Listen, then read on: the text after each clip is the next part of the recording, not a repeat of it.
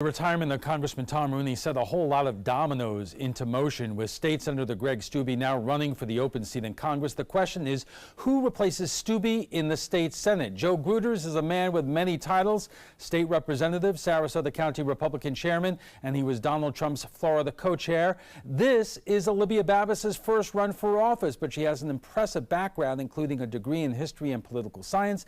She works at the Suncoast Center for Independent Living, serves on the Sarasota Board of Citizens with Disabilities, and was an organizer for the Florida Consumer Action Network. And we want to welcome both of you to the trapezoid. So we're going to begin with opening arguments. And Joe, why don't we start with you? Thanks, Alan. Thanks for putting this on. Thanks, Olivia, for coming on here today and for running. You know, it's not easy for anybody to run, and so for anybody who gets in this arena, they deserve a lot of credit. I'm a fourth-generation Sarasotan. This is my life. I'm raising my 3 kids here. My oldest child goes to the public school system. It's with 2 on the way. I'm a CPA, so I'm a businessman, not a politician. I have the managing partner of Pioli and Gruters. We have offices in Sarasota and Manatee counties. I currently represent Sarasota and Manatee in the state legislature. And my whole goal and mission is to do everything I can to make our area the best possible place to live and work. I think I bring common sense to the debate in Tallahassee. I'm willing to stand up to do what I think is the right thing. I'm one of the Orlando Sentinel called me their champion for going after dark money. The Orlando Sentinel also noted that I was one of the top, I think, 7 or 8 members out of 160 to break ranks from their party to do what they think is right. And I'm going to go up to Tallahassee to fight for everyone in our community to try to bring common sense legislation back to town. All right, thank you, Olivia. Yes, thank you so much for hosting tonight. It's a pleasure to be here. I grew up in Florida. My entire family's from Florida. I'm a 3rd-generation Floridian. I attended public schools here in Florida myself, but I'm not going to sit here and tell you about my idyllic experiences in the Florida public school systems, because I didn't have that. Growing up in Florida with a disability was a real challenge here, and I had to fight for my right for a free and appropriate public education in the Florida school systems. And we have a lot of students that are still struggling with those issues years after I graduated from school here, and are dealing with new issues now because of the voucher programs, because of the for-profit schools here. 40% of the people in this district are housing insecure. We have senior citizens, that 32% of the people here are on food stamps. So we have a lot of issues that aren't being addressed by the Florida legislature. We have a lot of people that feel that they don't have adequate representation in Tallahassee. And so that's why I decided to throw my hat in the ring. I've dealt with these issues personally. I deal with these issues professionally every day at the Center for Independent Living, where I work with other marginalized communities that are really struggling with housing, with health care, with the issues that aren't being addressed. Okay, thank you both. When we return, the debate begins. What will be my first question? Stick around. Welcome back to the State Senate District 23 debate between Republican Joe Gruters and Democrat Olivia Babbis. And Olivia, I'm going to give you the first question. All races are about who should voters hire and who should they not hire. Why should voters hire you for the state Senate? Absolutely. As I mentioned, I work at the Center for Independent Living. I work with the people within this community every day. So I am in touch with the needs of the community. I am out there in the environment, so I understand what is happening within the district. As we said, we know that 40% of the people in this district are housing insecure, but yet the Florida legislature has been raiding the Sadowski Affordable Housing Trust Fund for decades, or for a good 15 years now. So we're not addressing affordable housing. We have failed to address healthcare issues and healthcare reform, and many of the people in this district are suffering from issues with addressing healthcare. We have one of the longest med waiver wait lists in the country, and this impacts this district particularly, as we're one of the oldest districts in the country. So we have people that are waiting for services on the long-term care wait list that are never going to receive services. A lot of these people are going to die before they make it to the top of the wait list, and we actually had 6,500 people die in 2016 waiting for services on these wait lists. We haven't reformed or expanded Medicaid here. So there's a lot of issues that just aren't being addressed that greatly impact this community. Joe, why should voters hire you and not Olivia for the state Senate? Well, I think each based on my record in Tallahassee already, although it's only been 2 years, I think I've proven myself as a fighter, as someone that's willing to challenge leadership, that's willing to go against the grain, to try to do what they think is right. I am a conservative, there's no denying that, but I will do what I think is in our community's best interest, whether it's on education, environment, healthcare, anything other, or any of these other issues that are important.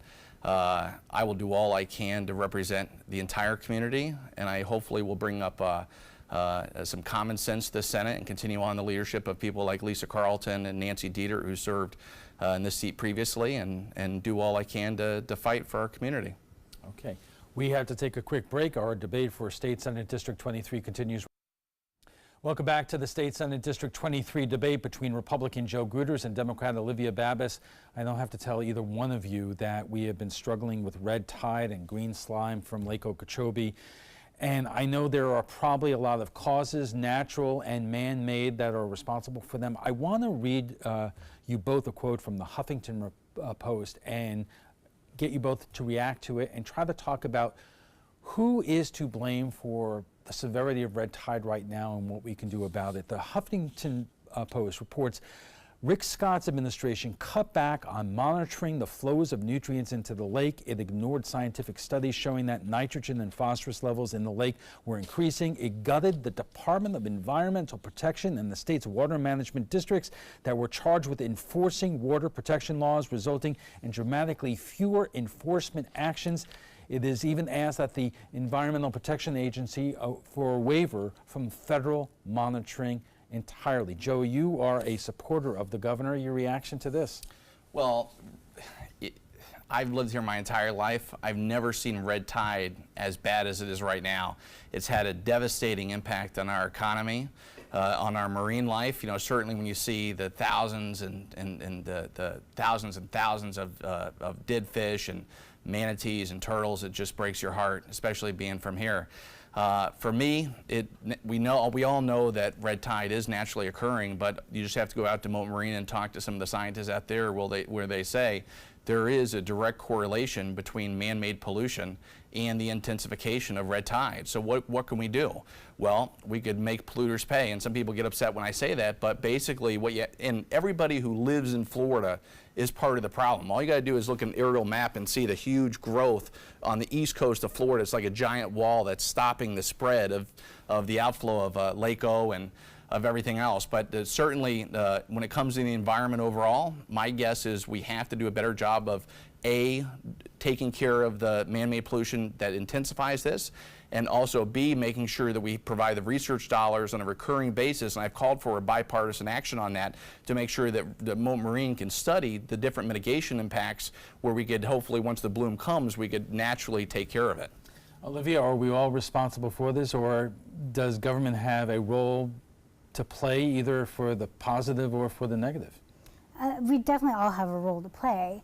However, I agree with the Huffington Post piece. I mean, you know, we have Governor Scott that's now wanting to dedicate $2.2 million to research. Well, where was that money in the 2015 bloom? Where was that money in 2016 when you had a bloom? This very much feels like a political maneuver. You know, everybody's an environmentalist during an election year. Where was that research before? Definitely, you know, it's naturally occurring. We know this. We've seen history of red tide dating back to when settlers first came to the United States into Florida. But there's definitely some governmental responsibility in rolling back some of these regulations. In 2016, he signed a law that weakened the standards for the pollutants that can be dumped into our waterways. And that absolutely contributes to it. When we can dump more pollutants into the waters, into the coastal waters, that feeds this stuff. So I think that's absolutely contributing to it too as well. I don't think he can call himself an environmentalist when you sign these bills, when you gutted funding for the Florida Department of Environmental Protection. So I think that is definitely, he's accountable for some of those actions. All right, this issue is so important. We're going to stay on this for a bit, but we have to take a quick break. We are just getting warmed up on our debate for State Senate District 23. It will continue after a quick break, so stay with us. Welcome back to the State Senate District 23 debate with Republican Joe Gruters and Olivia Babis, the Democrat. And I want to stay on red tide for a second. And Joe, I want to push you a little bit given the talk about the rollbacks of environmental regulations under this governor who has been in office for 8 years. Your party has controlled the governor's mansion for 8 years. Was it a mistake to roll back some of these environmental regulations? Well, I'm not going to answer for the governor, and I've only been there for 2 years, but what you can see is just look at Sarasota Bay and look at Tampa Bay, look at Sarasota Bay. This red tide is terrible, it's horrible, but our bay quality has actually improved. You know, if you look at the clarity, if you look at the amount of seagrass growth we've had out in the bay, it's really been amazing. And all I could do is talk about what I do, what I believe in. I know that, well, I know the Governor Scott, there's nothing more important than the economy and jobs. He's been hammering that for the last 8 years. We have one of the best economies in the country here in Florida. We have one of the best economies in Florida right here in Sarasota. And I know that he would not do anything to jeopardize that. So from that standpoint, no, I think Governor Scott I think he's done a great job as governor.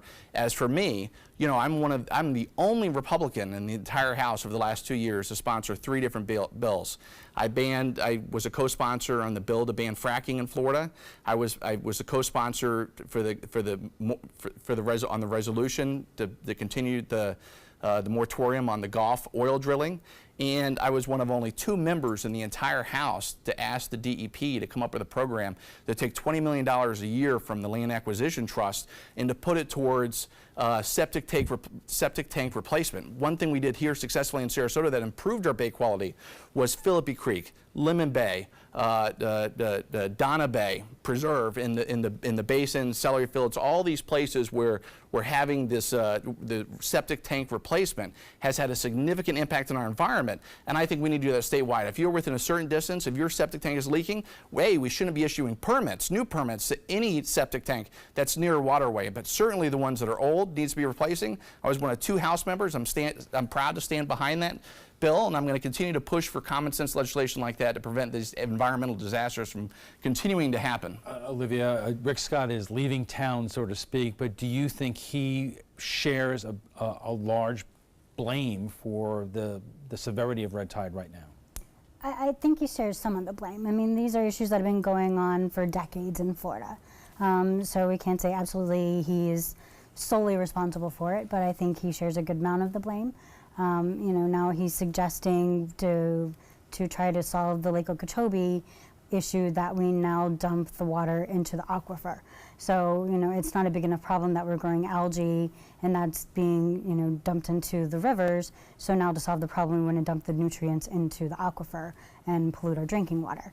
So some of the solutions that he's trying to come up with, or solutions that, if you want to call them that, I think are a bit misguided, and I think you're just trying to solve a short-term problem and causing a major catastrophe later down the road. Let's move on to other subjects. One of them is school safety, especially after Parkland. At the end of the last session, the legislature passed the School Safety Act that did a number of things, including raising the legal age that you could buy certain weapons, and also the school guardian program and so forth. Olivia, did the legislature go far enough in that legislation? Would you be for banning what they describe as assault weapons altogether? What would you do? What would you be pressing for if you became the next state senator? I definitely think there should have been an assault weapons ban. We had a federal assault weapons ban from 1996 to 2004, and it was effective. And the Republicans let it expire in 2004, and then we saw an increase in crimes with assault weapons. Most of the massive major shootings that we have seen have been done with assault weapon style weapons. So we've seen how this has been effective. I think that there should be a state law to ban assault weapons if we're not going to do it at the federal level. I do think that there were some major issues with the Marjorie Stoneman Public Safety Act. I think we focused too much on making sure that we had armed guards in the public school versus investing more in mental health and making sure we had guidance counselors in every school. We've talked to people that have talked to the resource officers placed in the school, and they've not been given non-lethal options. They've only been given lethal options. And there was an incident actually on the first day of school at a school in Melbourne where a child that was on the autism spectrum was actually Baker acted by a resource officer that didn't know how to work with that that child or with the disability community. So they're not being properly trained, and I think we're inviting more problems than we're solving with some of the aspects of this bill. So Joe, let me ask you about that, because you were here right after that, and you voted for the School Safety Act there and to the constitution of the NRA, but would you go further in terms of banning assault weapons, A, and B, we've already seen in communities, including in Manatee and around the state, that some of the guardians that school districts have had to hire were done so quickly that there are people being hired that really have no business being in our schools. Well, thanks, Alan. And I think the question that everybody has to ask herself is, how important is it that we protect the kids at these public schools? As a parent, I could tell you there's nothing more important. I'm a parent of a public school student. I want these schools to be safe. This bill was not the best bill, but this bill is what we needed. This is what you call a bipartisan bill. You know how hard it is to pass any type of gun restriction in the legislature when you're dominated by two-thirds of the legislature is Republican, and you have Democrats on the other side that want to do so much more. We had to put aside our partisan beliefs, come together for common sense good to protect these kids. What this bill did was it enhanced school safety programs, and I'm for continuing to tweak the bill to make it better, but it also it provided hundreds of millions of dollars for mental health counseling for some of these troubled kids.